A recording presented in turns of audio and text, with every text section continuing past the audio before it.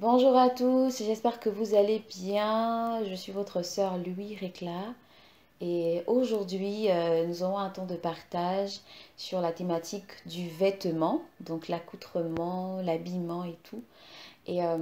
Voilà, j'aimerais comme ça déjà recommander ces moments au Seigneur. Père, merci pour ta grâce, merci encore pour ta fidélité en ce jour. Nous voulons ensemble encore te recommander ces temps de partage et inviter ton esprit afin qu'il nous enseigne ce qui est correct, Seigneur Père, dans ce thème qu'est le vêtement, que tu puisses encore nous édifier, nous construire et nous aider davantage à manifester ta nature et à pouvoir accomplir ta volonté parfaite. Merci de disposer nos cœurs. Au nom de Yeshua, Amen. Amen. Donc voilà, comme je disais, en fait, nous allons parler du vêtement aujourd'hui. Avant d'entrer dans le vif du sujet, j'aimerais commencer en fait par parler de l'origine du vêtement. D'où cela vient, comment ça a commencé. Il faut dire qu'on ne va pas utiliser des illustrations ou des exemples qui viennent de la science ou de l'histoire, parce que la Bible nous dit que le commencement de toute chose, c'est la parole. Donc on va rester sur la parole dans la Bible. Et nous allons prendre en fait nos Bibles dans Genèse 2 à partir du verset 25. Donc il est dit, l'homme et la femme étaient tous deux nus et n'en avaient point honte. Voilà. La Bible nous dit que l'homme et la femme étaient tous deux nus. Et les précisions en fait que la Bible donne au sujet de la nudité de l'homme et du fait qu'il n'avait pas honte, sont très pertinentes parce que en fait à ce moment-là, le péché n'était pas encore entré dans le monde. Donc les hommes, quand ils ont été créés, comme Adam et Ève ont été créés, ils ne portaient pas de vêtements.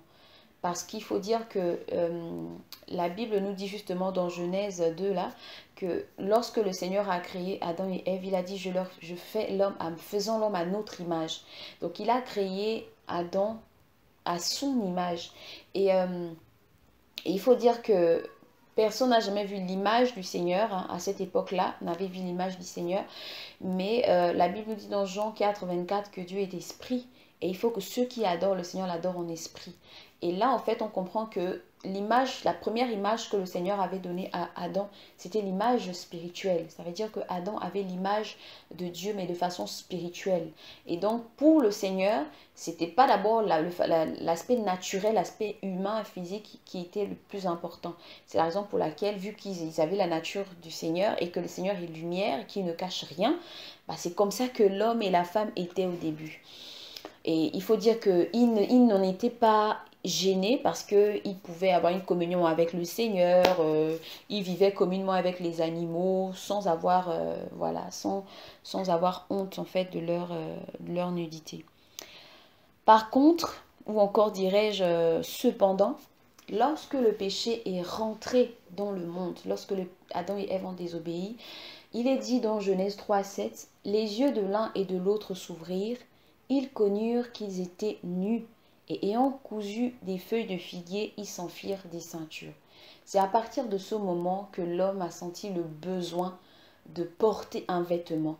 Et en fait, on comprend par là que le vêtement rentre dans le monde à cause du péché, en fait.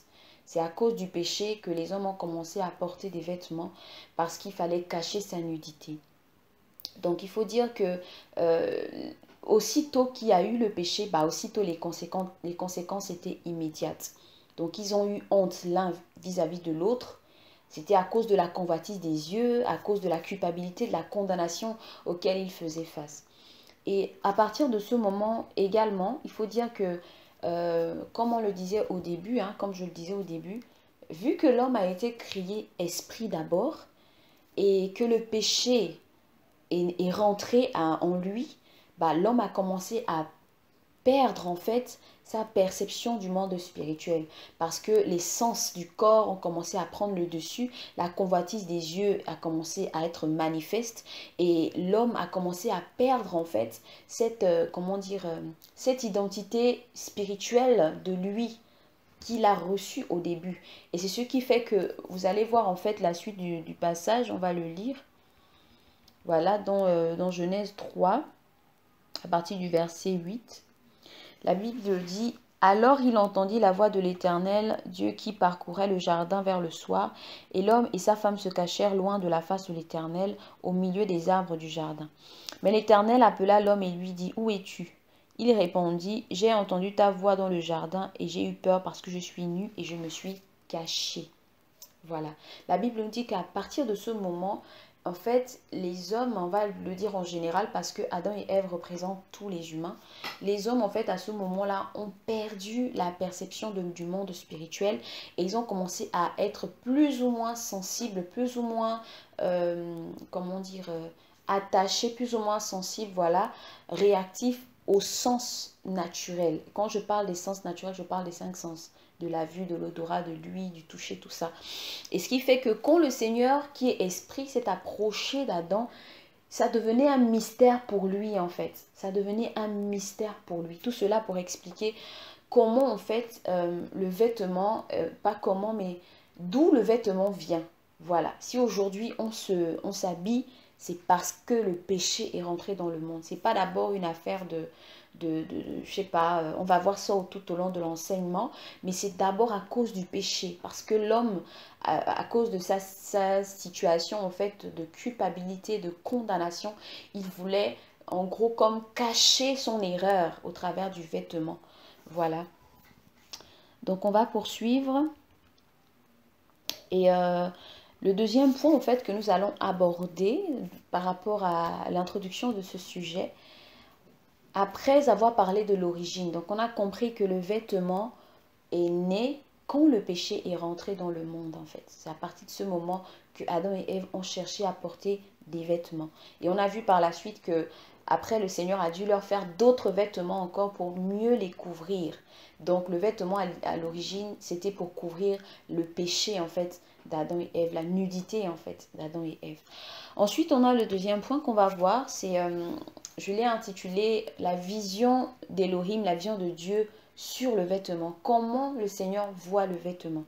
C'est vraiment important de comprendre cela parce que on a souvent une amalgame qu'on fait souvent par rapport aux vêtements. Et on va le voir au fil de l'enseignement, voilà, durant l'enseignement, que le Seigneur en fait ne voit pas les choses comme nous. Comme nous l'avons vu au début, le Seigneur, malgré qu'Adam et Ève avaient péché, venait ce soir, hein, le soir de leur chute, il venait comme d'habitude pour communier avec eux. Il les recherchait comme d'habitude. Ça veut dire que pour le Seigneur, c'est pas tant d'abord l'aspect physique qui compte. C'est pas tant d'abord l'aspect physique qui compte, mais c'est l'aspect spirituel. Parce que le Seigneur veut rentrer en communion avec nous par l'esprit et non selon la chair. Donc on va comprendre par là en fait que l'homme, pour lui, il avait perdu la notion spirituelle. Pour lui, il était devenu plus sensible et il percevait plus les choses visibles maintenant et les choses sensuelles. Par contre, le Seigneur, lui, il est resté, il est demeuré et il est esprit. Et pour lui, c'est l'esprit qui compte avant toute chose en fait. C'est vraiment important qu'on le comprenne. La Bible va dire dans Hébreux 11:3, c'est par la foi que nous reconnaissons que le monde a été formé par la parole de Dieu, en sorte que ce qu'on voit n'a pas été fait par les choses visibles. Bon, ça, c'est pour nous rappeler en fait qu'effectivement, l'homme a certes perdu cette notion.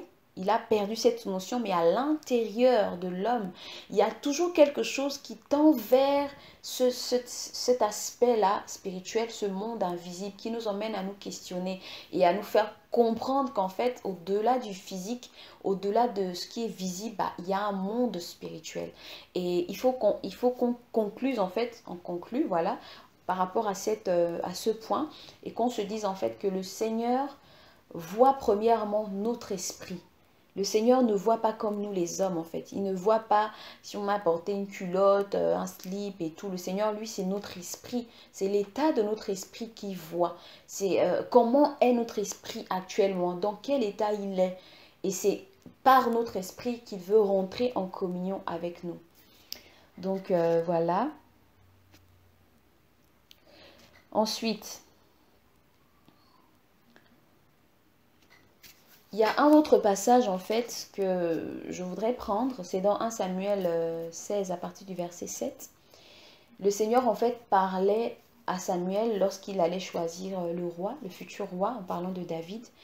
Et là en fait il va dire à Samuel, ne prends point garde à son apparence et à la hauteur de sa taille, car je l'ai rejeté. L'Éternel ne considère pas ce que l'homme considère.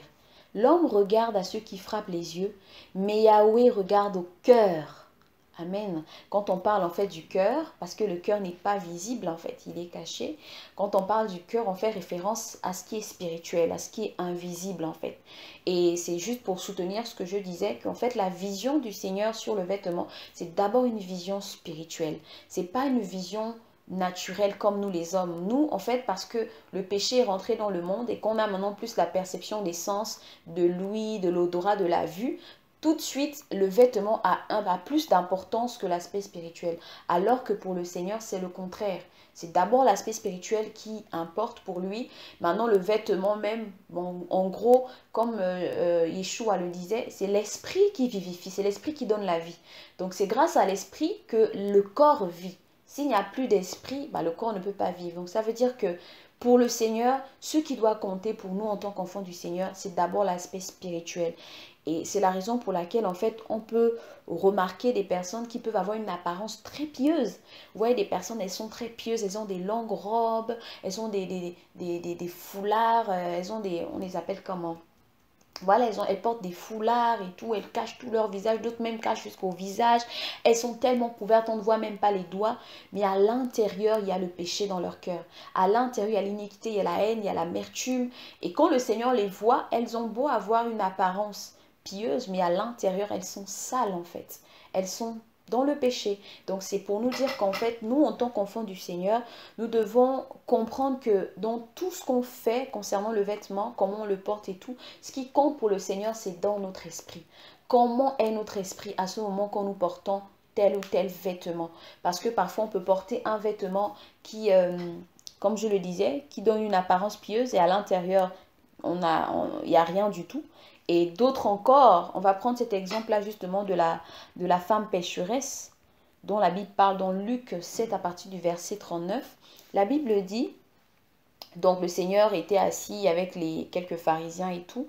Et là, la femme pécheresse est rentrée et elle a commencé à embrasser ses pieds et tout. Et donc, je pense le pharisien qui était là a dit au Seigneur, il a dit aux gens qui étaient là, si cet homme était prophète, il connaîtrait qui le touche. Il connaîtrait que c'est une pécheresse. En fait, sur le coup, quand je lisais ce passage, le Seigneur me faisait un peu imaginer la scène. Cette femme rentre, c'était une prostituée, donc elle avait certainement un accoutrement très léger, vraiment très très très léger. Et quand elle est rentrée, tout de suite, les gens commençaient à murmurer, mais qu'est-ce qu'elle fait ici, cette femme de mauvaise vie et tout. Parce qu'on a vu son accoutrement tout de suite, en tant qu'humain, parce qu'on est sensible au sens. Comment dire, voilà, on est attaché à ce qu'on voit et tout. Tout de suite, ils ont commencé à juger cette femme. Mais le Seigneur, quant à lui, il avait un autre regard. Il voyait une âme brisée, un esprit contrit qui cherchait à la repentance, qui cherchait la bonté, la miséricorde du Seigneur. Et c'est la raison pour laquelle après le Seigneur est intervenu justement pour dire à ces personnes, mais pourquoi vous l'outragez? L'action qu'elle a posée est honorable en fait. Donc comme pour encore nous rassurer qu'effectivement, le Seigneur ne tient pas compte de ce qu'on porte. Il ne tient pas compte de l'apparence d'abord des gens, comme il a dit à Samuel. Ce qui compte pour lui, c'est l'intérieur de notre corps, de notre cœur, pardon. Donc ensuite, il y a un autre passage dans 1 Roi 8, 39 qui le dit. Toi qui connais le cœur de chacun en parlant du Seigneur, car seul tu connais le cœur de tous les enfants des hommes. Ça veut dire qu'on a beau avoir une apparence pieuse, mais si à l'intérieur de nos cœurs, on est orgueilleux, on est impudique, parce qu'on peut être impudique à l'intérieur de notre cœur et cacher notre apparence. Est-ce que vous voyez un peu?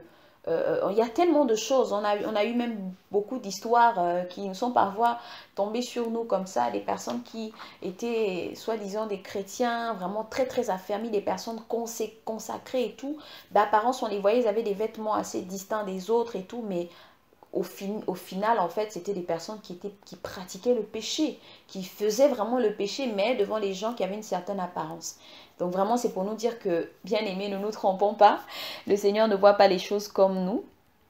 Et pour ma part, c'est très encourageant parce que de façon personnelle, il m'est souvent arrivé de juger quelqu'un tout de suite quand je vois son vêtement.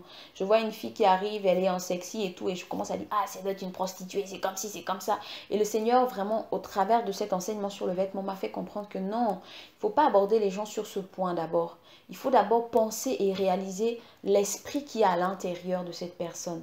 Ça ne veut pas dire en fait qu'on doit accepter que n'importe qui vienne mal habillé, tout ça. Mais le Seigneur parle de comment nous on perçoit les choses en tant qu'hommes et femmes spirituels. On doit d'abord regarder la personne dans l'esprit. Peut-être que le Seigneur envoie cette personne vers nous pour qu'on la gagne. Mais si nous, on s'arrête d'abord sur le plan charnel, en regardant le vêtement de la personne, on peut passer à côté même de ce que le Seigneur veut faire dans la vie de cette âme-là. Et vraiment, on a cet exemple de la femme pécheresse. Le Seigneur n'a pas regardé son accoutrement et pourtant, elle était dans une posture assez, j'ai envie de dire, assez vraiment indiscrète parce qu'elle a touché les pieds du Seigneur, elle a embrassé ses pieds. Franchement, quand j'essaie de voir cette scène-là, je me dis, franchement, il n'y a que toi qui pouvait en fait supporter ce genre de choses parce que humainement parlant, c'est pas possible en fait. C'est vraiment une situation assez humiliante et gênante. Mais le Seigneur a dit à ces personnes qui étaient là que mais ne l'outragez pas parce que son acte était honorable. Il n'a pas parlé du fait qu'elle ait un vêtement peut-être bizarre, mais il a parlé de l'acte qu'elle a posé, poussé par son cœur, poussé par son esprit. Donc voilà. Ensuite, on va parler également de comment nous les hommes, nous voyons le vêtement. Parce que c'est important de dissocier comment le Seigneur voit les choses et comment nous les hommes, en fait, nous voyons le vêtement. Bon, déjà, il faut dire que, comme on le disait, hein, on avait déjà essayé de répondre à cette question-là.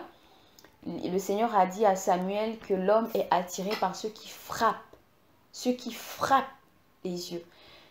Voilà, à cause du péché, comme on l'a expliqué au début, parce que le péché est rentré dans l'homme, dans l'humanité, bah, les sens de l'homme se sont éveillés. Le goût, l'odorat, le toucher, l'ouïe et tout, tous ces sens se sont éveillés, ce qui fait qu'il perçoit plus le monde physique que celui qui est spirituel. Et donc, on l'avait déjà dit, que l'homme naturel, c'est-à-dire celui qui n'est pas chrétien, l'homme naturel, il perçoit d'abord ce qui est physique. Donc pour lui, le vêtement compte plus que tout. Maintenant, la Bible nous dit dans Jean 3 à partir du verset 6, « Ce qui est né de l'esprit est esprit. » Là, on parle de la nouvelle naissance. Et ce jour-là, quand le Seigneur parlait à Nicodème, il voulait faire comprendre en fait à Nicodème que en fait, la naissance d'en haut, c'est un peu comme la naissance d'en bas, la naissance naturelle, charnelle. Un homme ne peut mettre au monde qu'un homme. Un homme, en fait, qui a les mêmes capacités que lui. Un enfant, par exemple, moi, en tant que mère, je mets au monde une fille qui a les yeux, en gros, qui porte les mêmes choses que moi. Et il voulait dire, en fait, que même dans l'esprit, c'est la même chose. Et pour nous, en tant qu'enfants du Seigneur, c'est important qu'on réalise que dès qu'on est de nouveau, on ne doit plus s'accentuer sur ce qui est charnel. On ne doit plus marcher selon la chair, en fait, selon les sens. Mais nous devons maintenant réaliser qu'on est né dans l'esprit. Donc notre esprit est identique au Seigneur. Notre esprit devient et l'esprit du Seigneur, parce que la Bible va dire dans 1 Corinthiens, je pense, que celui qui s'unit au Seigneur est un seul esprit avec lui. Donc notre esprit et l'esprit du Seigneur font un maintenant. Et ce qui fait que maintenant, notre manière de percevoir le vêtement doit changer. On ne doit plus tout de suite percevoir le vêtement à la façon de l'homme naturel, c'est-à-dire avec les sens, mais on doit percevoir le vêtement maintenant à la manière de l'esprit, c'est-à-dire on regarde d'abord l'aspect spirituel. Et une fois qu'on s'intéresse à l'aspect spirituel, on agit spirituellement parlant. Et parce qu'on sera dans l'esprit, et que l'esprit influence naturellement la chair lorsqu'on est soumis à la parole du Seigneur et qu'on a reçu l'esprit du Seigneur, bah, les actions qu'on va poser seront les conséquences de l'esprit qui sera renouvelé. Je ne sais pas si c'est clair, je vais juste essayer de caricaturer. La Bible nous dit que nous avons reçu en nous l'esprit d'Élohim. Donc en tant qu'enfant du Seigneur, l'esprit qui habite en nous, c'est l'Esprit Saint. Donc l'Esprit Saint, quand il vient dans nos vies, il produit le fruit de la sainteté. Automatiquement, parce que l'Esprit est un Esprit Saint, il va influencer nos actions. Donc, dans notre manière de nous habiller, dans notre manière de nous vêtir, dans nos actions, il y aura l'influence de l'esprit. C'est la raison pour laquelle dans Galates, la Bible va nous demander de marcher par l'esprit afin de ne pas accomplir les désirs de la chair. Donc, en tant qu'homme spirituel, parce qu'on a d'abord parlé de l'homme naturel qui voit les choses avec ses 5 sens, en tant qu'homme spirituel, nous devons percevoir les choses dans l'esprit. Nous devons voir le vêtement d'abord de façon spirituelle. C'est-à-dire que, qu'est-ce que j'ai envie de dire de façon spirituelle, c'est que avant de pouvoir s'accentuer sur quel vêtement elle porte, pourquoi elle porte ce vêtement et tout, on doit d'abord se demander quel est l'état de son esprit. On doit questionner aussi le Seigneur, quel est l'état de son âme, quelles sont les motivations de son âme en fait. Qu'est-ce qui la pousse à agir comme ça? Et une fois qu'on a compris ce qu'il y a dans l'esprit, on pourra mieux maintenant comprendre ou appréhender s'il faut régler, s'il faut censurer, s'il faut reprendre ou enseigner sur le plan naturel. Voilà. Et l'apôtre Paul va le dire justement que dans 2 Corinthiens 5, 7, car nous marchons par la foi et non par la vue. Ça veut dire qu'on ne doit pas marcher comme l'homme naturel marche par la vue. Mais là, je veux juste dire que ça ne veut pas dire qu'on doit marcher maintenant avec un bandeau, ne pas voir où on marche, où on part, prendre un taxi ou prendre le métro ou l'avion en étant avec les yeux fermés ou bandés. Non, c'est pas ce que je veux dire.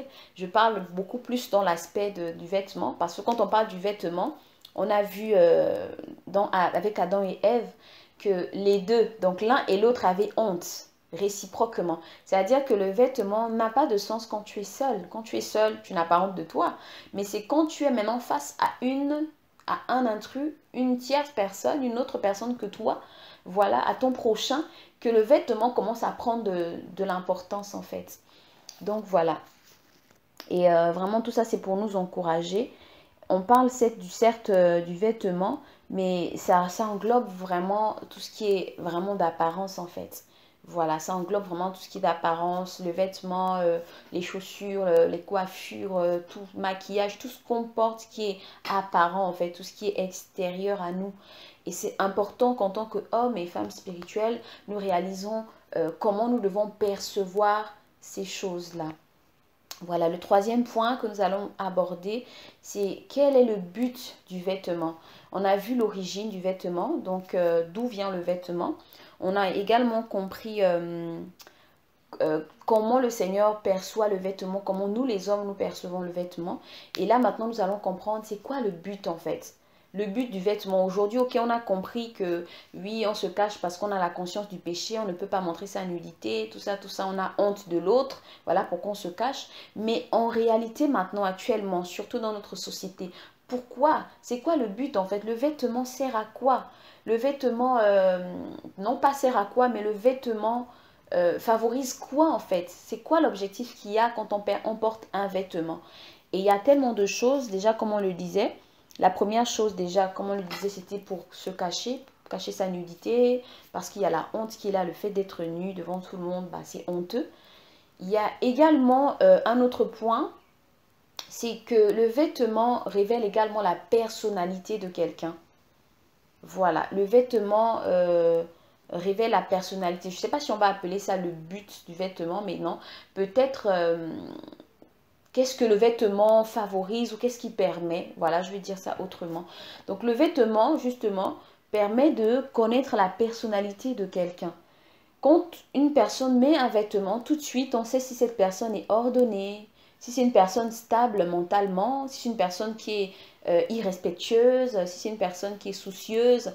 Parce que vous allez remarquer, juste pour vous donner quelques illustrations, tu rencontres par exemple un de tes collègues et tu vois sa chemise est vraiment froissée, son pantalon est froissé, tout de suite ça va t'interpeller, tu vas te dire mais on dirait que lui il a eu un problème, tu pourras même lui poser la question que mais Paul, on dirait qu'il n'y a pas le courant chez toi ou bien qu'est-ce qui se passe, t'as pas pu repasser ta chemise, ton pantalon et tout, parce que tout de suite le vêtement te montre en fait que ben, cette personne n'est pas ordonnée, soit elle n'est pas rangée, peut-être elle n'est pas propre. Vous allez voir des vêtements, des personnes qui portent des vêtements, elles ne sont pas peut-être instables mentalement, mais vont porter un vêtement qui a des, comment dire, des taches et tout.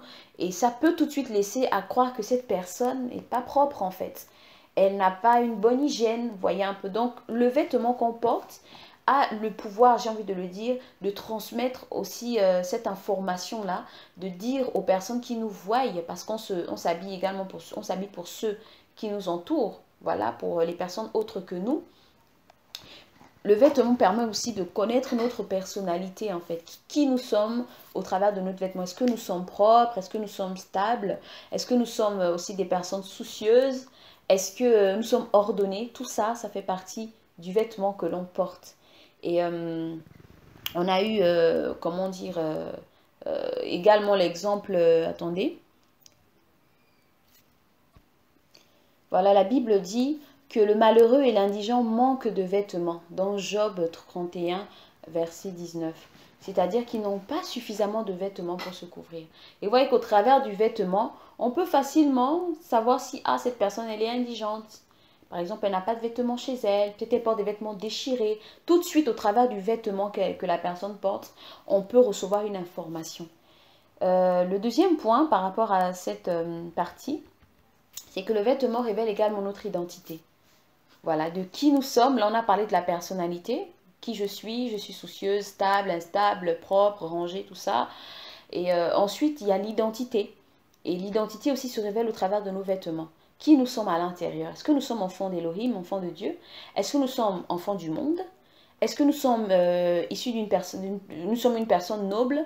Est-ce que nous sommes d'une famille d'aristocrates ou de prolétaires? Est-ce que nous sommes jeunes? Est-ce que nous sommes vieillards? Est-ce que nous sommes femmes, hommes? Le vêtement permet de connaître aussi son identité.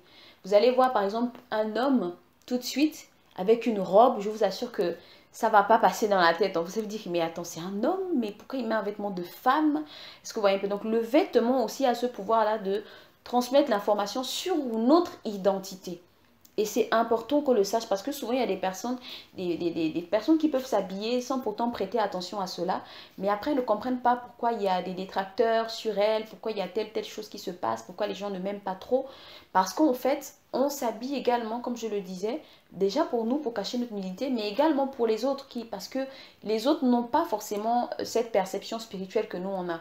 Les autres autour de nous, on a des collègues qui sont inconvertis, des frères, des sœurs, des voisins qui ne sont pas chrétiens.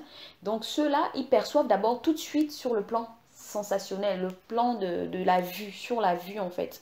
Ils sont frappés par ce qu'ils voient. Et donc quand tu portes un vêtement, ça transmet ta personnalité, ça transmet également ton identité. La Bible dit dans Esther 5.1, le troisième jour, Esther mit ses vêtements royaux et se présenta dans la cour intérieure de la maison du roi. Esther était une reine. Elle avait naturellement des vêtements royaux. Voilà. Donc, c'est vraiment important de comprendre cela. La troisième chose à savoir, c'est que le vêtement également permet d'identifier son appartenance à un groupe ou voilà, à une société. C'est important de le savoir parce que on ne s'habille pas juste pour s'habiller. Voilà, on ne s'habille pas pour s'habiller. Par son accoutrement, on peut facilement distinguer ton appartenance à un groupe social, culturel, religieux. Par exemple, dans la Bible, les vêtements sacerdotaux étaient l'image de l'apparence privilégiée des Lévites, à la sacrificature et au service du Seigneur. Donc, on sait que les Lévites avaient une certaine, comment dire, manière de se vêtir. Ils avaient des vêtements saints, consacrés au service qu'ils devaient faire au Seigneur.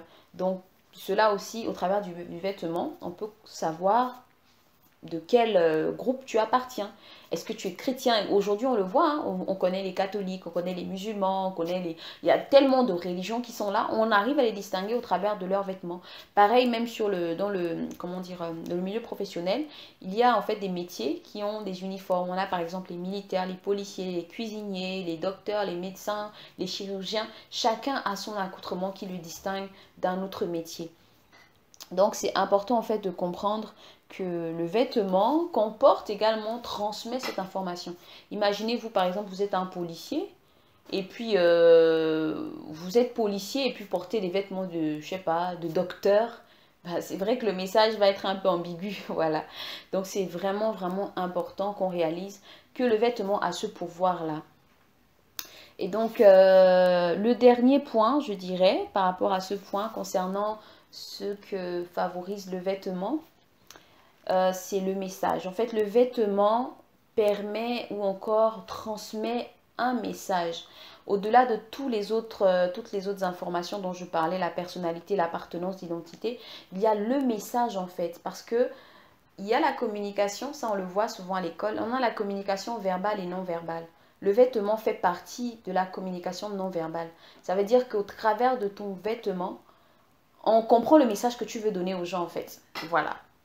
Tout simplement, je crois que vous comprenez ce que je veux dire. Voilà, la Bible nous dit en fait dans Esther 4, verset 1, Mardochée, ayant appris tout ce qui se passait, déchira ses vêtements, s'enveloppa d'un sac et se couvrait de cendres. En Israël, en fait, cette manière de se vêtir était symbole d'humiliation, de grande supplication de repentance devant le Seigneur. Donc Esther, en ayant vu son oncle avec un sac sur le corps et de la cendre, elle avait compris en fait le message que voulait lui donner son oncle. Elle avait compris qu'il s'humiliait par rapport à quelque chose, même si elle ne savait pas forcément de quoi, mais elle avait compris tout de suite le message. Donc ça veut dire que nous, en fait, en tant qu'enfants du Seigneur, nous qui avons reçu cette charge, d'apporter le message du royaume de notre Père à ce monde. La Bible dit que nous sommes ses messagers, nous sommes ses serviteurs, nous sommes au service du Seigneur, des ambassadeurs du royaume de notre Père. Nous avons un message d'évangile, l'évangile du salut à annoncer. Au travers de notre vêtement également, il faut que ce message soit transmis. Par exemple, il arrive souvent que j'entende certaines personnes le dire, ah moi je suis chrétienne, je suis chantre, je suis pasteur, je suis comme ci, mais quand vous regardez sincèrement l'accoutrement, ça transmet un autre message, parce que vous savez que, comme on l'a dit, l'accoutrement donne plusieurs messages, plusieurs informations, pardon. Donc si, par exemple, vous mettez un vêtement qui donne des mauvaises informations et qui transmet un mauvais message, alors que vous vous dites être, par exemple, chrétien ou enfant du royaume, sincèrement, ça sème la confusion. Et le Seigneur me donne souvent ce petit exemple-là. Ça paraît banal, mais c'est très significatif parce que il est important en fait qu'on le comprenne.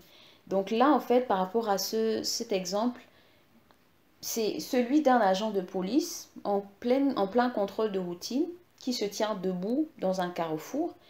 C'est un agent de police à la base, mais il porte sur lui un costume de cuisinier. Voilà. Il a son sifflet à la bouche et il commence à arrêter les véhicules qui passent, à faire son contrôle. Sincèrement, quand le Seigneur me donnait cette image-là, je me suis mise à rigoler parce que j'imaginais la panique autour de cet homme-là. Les gens allaient se demander, mais on dirait ça toque en fait dans sa tête, qu'il n'est pas stable en fait mentalement. Et le Seigneur me disait, c'est ce qui se passe en fait souvent avec certains chrétiens qui s'habillent vraiment comme le monde, ils s'habillent comme vraiment de façon désordonnés n'importe comment et qui ont vraiment dans leur bouche ce langage. Ils disent, moi je suis du royaume, moi je suis comme ci, moi je suis comme ça. En fait, ils vont prêcher l'évangile aux gens, mais leur accoutrement transmet un autre message. C'est ceux qui sèment en fait la confusion. Et ce qui fait que les gens ne te croient pas. Parce qu'à partir du moment où tu te tiens debout pour enseigner, pour prêcher, pour emmener des personnes au Seigneur, toutes ces personnes à qui tu prêches vont te regarder comme modèle. Donc si tu transmets un message de convoitise, d'orgueil, de séduction, d'amour du monde au travers de tes vêtements et que au travers de ta bouche, tu dis aux gens, sanctifiez-vous, mettez-vous à part pour le Seigneur, je vous assure que on ne peut pas servir de maître à la fois. Sincèrement, ça va être tellement ambigu et confus que les gens ne pourront pas vraiment suivre le Seigneur comme il se doit. Donc voilà déjà les grands points. On va terminer par deux autres points aussi très importants. Donc on a déjà vu l'origine du vêtement. On a vu également comment le Seigneur voit le vêtement, comment les hommes perçoivent le vêtement. Ensuite, on a vu également ce que le vêtement peut permettre. Voilà, il permet de donner certaines informations dont la personnalité, l'identité, l'appartenance. Et ensuite, on a vu que le vêtement transmet un message. Maintenant, nous allons voir également le phénomène de la mode. Le vêtement et la mode. Vraiment, c'est important qu'on le voie. Donc, on entend souvent dire, en fait, on entend souvent beaucoup de chrétiens qui sont adeptes vraiment à la mode et tout, dire que Dieu regarde au cœur et non aux vêtements. Sincèrement, moi, j'en ai tellement entendu beaucoup qui disent ça. Non, Dieu ne regarde pas le vêtement, lui regarde le cœur. Ce qu'ils disent est très vrai. Mais le souci, c'est qu'ils n'ont pas la conscience de ce qu'ils veulent dire, en fait. C'est le contraire même qui devrait les motiver. C'est pas dans le sens inverse. Car pour ces personnes, S'ils suivent les tendances et les mouvements mondains, cela ne veut pas dire en fait qu'ils ne sont pas chrétiens. Voilà, ça veut dire que ils ont cette tendance, ils chantent à l'église, ils font comme si, mais ils sont quand même un peu dans le monde aussi, suivent quand même un peu la mode. Mais bien aimé, que dit la parole dans 1 Jean 2 à partir du verset 15? La Bible dit, je vais lire, n'aimez point le monde ni les choses qui sont dans le monde. Si quelqu'un aime le monde, l'amour du Père n'est point en lui. Car tout ce qui est dans le monde, je cite, la convoitise de la chair, la convoitise des yeux et l'orgueil de la vie ne vient point du Père mais du monde. Donc les modes, les tendances et le système mondain avec toutes ces attractions font partie des choses qui sont dans le monde et qui ne viennent pas du Seigneur. Le but de ces choses principalement, c'est de satisfaire la convoitise des yeux, l'orgueil de la vie. Et derrière cela, il y a la pensée luciférienne, la pensée du diable qui est le prince de ce monde. Et cette pensée-là veut justement exciter beaucoup à la convoitise, à l'immoralité, au vice, à l'incitation à la violence, à la méchanceté, à la distraction sans précédent. Pourquoi? Parce que les gens sont en permanence à la quête de plaisir des sens, plaisir charnel, de l'envie de posséder, de paraître, de s'amasser des richesses vaines, d'être le plus liké, le plus riche, le plus vu, le plus adulé. Et tout ceci, bien aimé, si tu es un enfant du Seigneur, si tu crains le Seigneur, tout ceci ne vient pas du Père, ça vient du monde. Sans compter que la Bible rajoute, dans Matthieu 5, à partir du verset 13, « Vous êtes le sel de la terre, mais si le sel perd sa saveur, avec quoi la lui rendra-t-on? Il ne sert plus qu'à être jeté dehors et foulé aux pieds par les hommes. » Ce passage, je vous assure, bien aimé, est très, je vais dire ça comment? C'est un passage qui, moi, personnellement, qui me touche parfois. Je me dis, Seigneur, si je me laisse entraîner par les passions du monde, en fait, ce qui va se passer à l'inverse, c'est que le monde va me piétiner. Et c'est ce que, en fait, ce passage veut dire. Que si le Seigneur a fait de nous le sel pour que nous apportions le goût à la vie, l'espoir, la vie dans ce monde qui est perdu, et que nous, à contrario, on ne vive pas cette identité qui nous a donné ce sel, cette lumière, qu'on ne vive pas cela, ben on finira par être piétiné, dominé, écrasé et même absorbé jusqu'à ce qu'on n'ait plus aucun impact.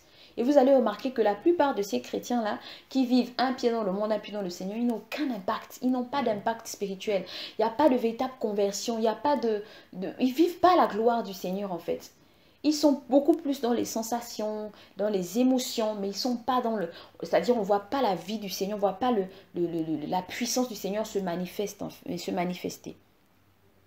Donc, vraiment bien aimé, c'est important de réaliser son identité dans le Seigneur et de ne pas se conformer au monde en prétendant que le Seigneur ne s'intéresserait pas à ce qui est extérieur.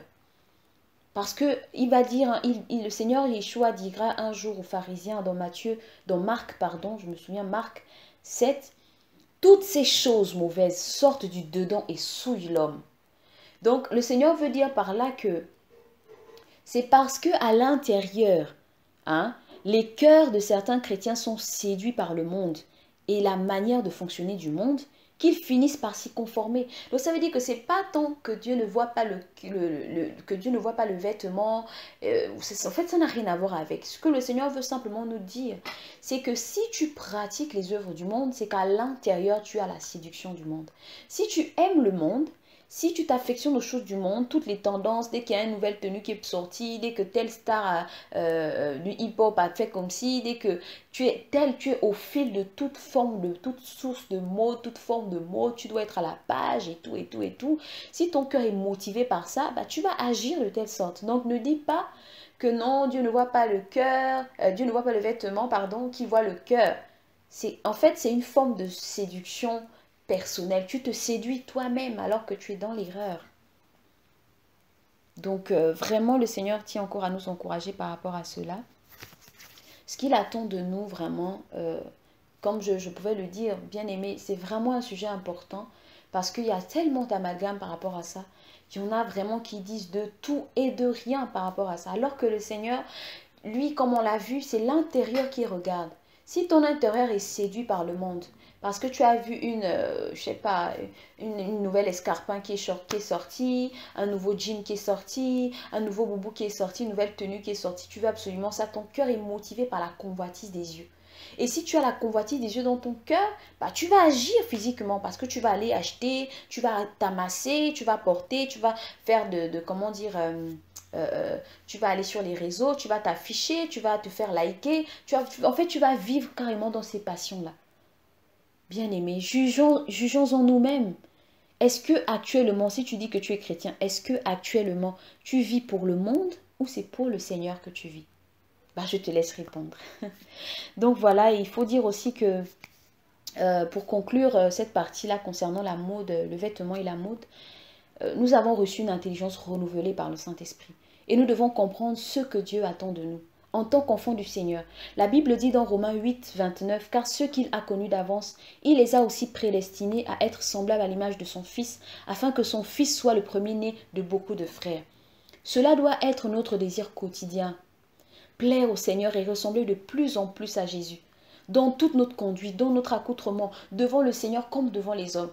On ne doit pas être, comment dire, motivé chaque jour de façon régulière par le monde en fait. C'est le Seigneur, c'est-à-dire qu'on doit rechercher la volonté du Seigneur en permanence, comme Romain peut le dire. On doit chercher cette volonté qui est bonne, parfaite, qui est comment dire, qui est bonne, parfaite. En fait, on doit la chercher de façon croissante. Si aujourd'hui tu as une certaine relation avec le Seigneur, bah, ne te limite pas à ça, va chercher encore un peu plus. Sois dans l'adoration au lieu d'être sur les réseaux sociaux à regarder tout ce qui se passe, toutes les télé-réalités pour voir ce que telle star a mis, tel couple et tout, pour être, comment dire, ensemencé davantage par la convoitise des yeux. Sois dans l'adoration parce que plus tu vas être dans l'adoration, plus tu vas contempler qui est ton maître, plus tu vas contempler qui est le Seigneur. Et cette contemplation-là, cette admiration dans la présence du Seigneur va te pousser à agir comme lui, va te pousser à lui ressembler de plus en plus. Bien-aimé, la Bible dit, et je finis par ce passage dans 2 Corinthiens 3, 18. « Nous tous qui, le visage découvert, contemplant comme dans un miroir la gloire du Seigneur, nous sommes transformés en la même image, de gloire en gloire, comme par le Seigneur l'Esprit. » Amen. Donc voilà, je vais finir maintenant avec le dernier point. C'est vrai qu'on avait déjà abordé certains points par rapport à ça, mais je vais quand même revenir là-dessus. Donc ce point, je l'ai intitulé « Pour qui nous habillons-nous » Premièrement, nous nous habillons pour nous-mêmes. Voilà, parce que la chute dans le jardin a engendré des conséquences chez les êtres humains. Et l'une des conséquences, c'est la conscience du péché. C'est ce qui poussa Adam et Ève à avoir peur et honte. Et aussi ce qui les a emmenés à porter des vêtements pour se cacher.